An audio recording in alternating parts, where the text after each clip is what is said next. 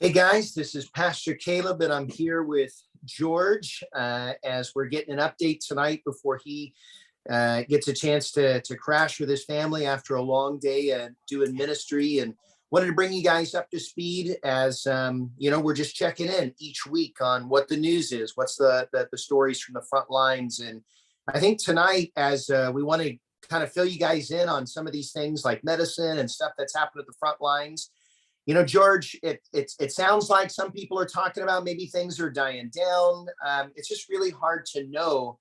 But you were telling me, although things might be easing in some areas, there are definitely other areas where people are in great need and great risk. Just tell us a little bit about what you're hearing about things on the ground still in Ukraine. Yeah. From what I'm hearing, it seems like the siege of Kiev is easing, thankfully. It's important, but there's other places still getting bombed, and Mariupol is still cut off.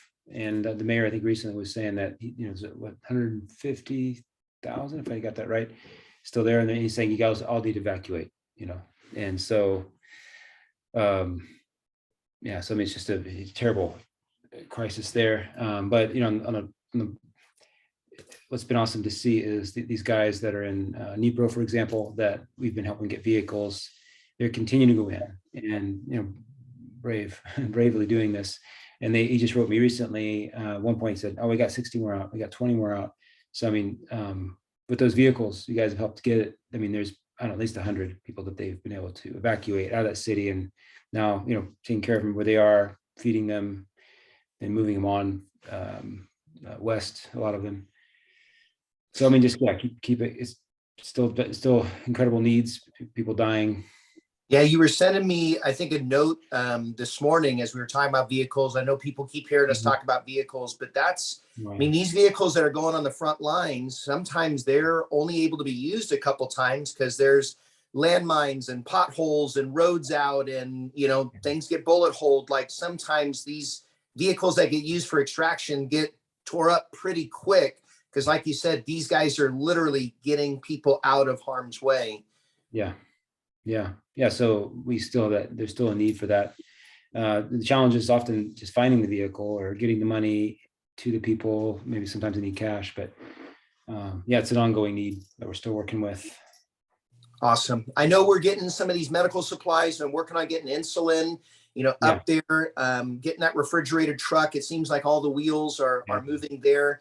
In fact, you mentioned because of the fact that we're making progress on some of these different things that people have been asking for, your team, your guys on the ground are actually getting more and more requests. What are some of the kind of things as people are praying and just saying, maybe we have these resources? It's medical, it's military in terms of support gear, it's finances. Like, what are the kind of things that are urgent as we're trying to turn the tide in this situation?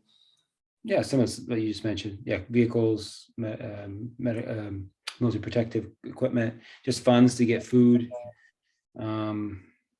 Basically, you say medicine, right? Medicine's really a huge need. So. Yeah, people aren't just going to the store. People can't go to their doctors. I mean, this is the kind of stuff that we're trying to get. Med kits, obviously, that's trauma related. But even the over-the-counter medicine, you were sending me a list of like, man, these are some of the things that people are trying to get access to that they don't have access to. So obviously just praying about breakthroughs and stuff like that. But it sounds like because our team has been able to get stuff done, you're getting more and more requests for more help from different groups down there. Yeah. So, and trusted people. I mean, it's people we know through like friends of friends or whatever, but the people we know that if we get them this help, it's gonna do some real good. So anybody that's praying has resources. I mean, we're helping send funds through Calvary SD. That's a great way. That's getting stuff daily. But I mean, we're seeing funds come in and funds go out on a daily basis to try to get these things taken care of. Now, as people are getting to the border, you were just telling me, even I think it was today, you were in at one of these resettlement, places down in Budapest. What's that like when you walk in and you see what these families are trying to figure out as they're coming across the border, and what's the next step? What does that look like for when they're walking in there, it's got to be really overwhelming. Right. Yeah. Well, just to take a story, I went in to kind of check things out and just to kind of get to know what's the need, so I can get that to our the Ukrainians who maybe want to volunteer. They need translators. That's what I'd heard. So I went in and right away it's like, hey, you can translate? Come on. There's a lady that they wanted to talk with, that they thought maybe was wanting to stay long term. And so took them over to the border guard that was, registering people. And she was, I could just tell she was from Kharkiv and just kind of in shock and just trying to, and these questions she has to deal with, like, are you going to stay here? Are you going to move on?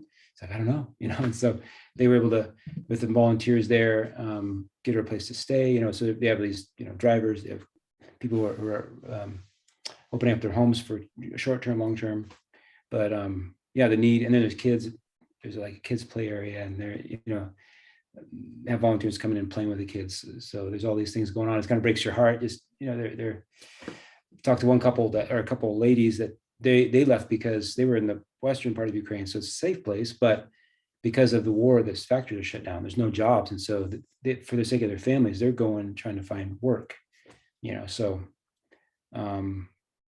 just kind of some sad things, but opportunities once more for us to step up, and be that family for them, and again brings home the huge need for all these, helping these refugees find good Christian families, and how incredible that could be as they loved into the kingdom of God.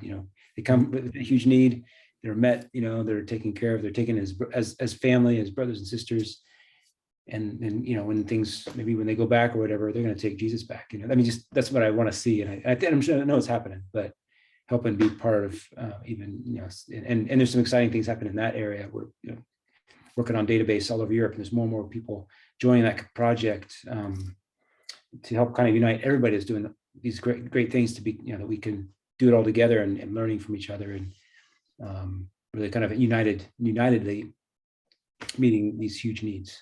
So I think it's coming, right? So, yeah. Well, that's what we want people to keep praying for, because God is just giving you favor. I love the gifting, the call that God has on your life as a pastor, but the relationships that you've developed has just given us such a strong network, both there in Ukraine, and now we're seeing really outside of Ukraine as the body of Christ is responding. And I know, like, on your radar in the next, couple of days, weeks, it's building these connections, where these city centers are, these hubs, and, working with these other leaders as they're bringing, churches and ministry groups together, and really trying to establish, like you said, loving on these people. That's been a big part of your heart. And I know that's part of the prayer, that God would bring some revival, some unity, in the churches. And so that's just a way we can be holding up and praying for you guys. God would keep bringing favor and connections and relationships as people are like laying the groundwork for those foundations. So any way we can be praying for your family in particular. I know we get to do all these updates, and you don't know all these pastors, but I know there's a lot of pastors that are praying for you and wanting to love on you. Any one or two ways that we can be praying for you and your family is, we're just trying to hold up your arms in this season. Yeah. Gosh, I don't know. Well, I'm spending a lot of time away from my family, but just, I think we're getting into more of a routine, but just pray. Yeah, I'd be able to spend the time I need with the boys, with Sharon, and they would also feel part of it. I wanted to feel part of this whole effort, and that they're doing, trying to, do school also at the same time. And we're trying to, juggle a household all, but yeah, just that God would give us wisdom as we balance that out. And we'd be moving together as a team. Yeah. For people that don't know, you have 6 boys, Yeah. in your home for you and your wife. So what an amazing group of boys. So, yeah.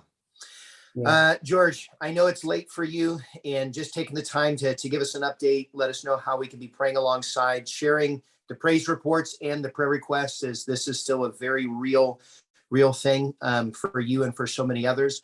So by all means, if people are wanting to get funds in, we can send it through Calvary San Diego.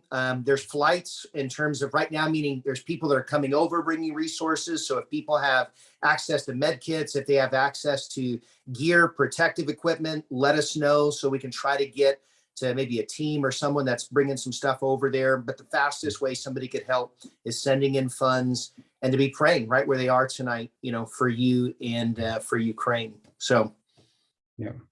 Awesome. Well, George, we love you guys, and we'll do another update in a couple of days, and we'll keep everybody posted.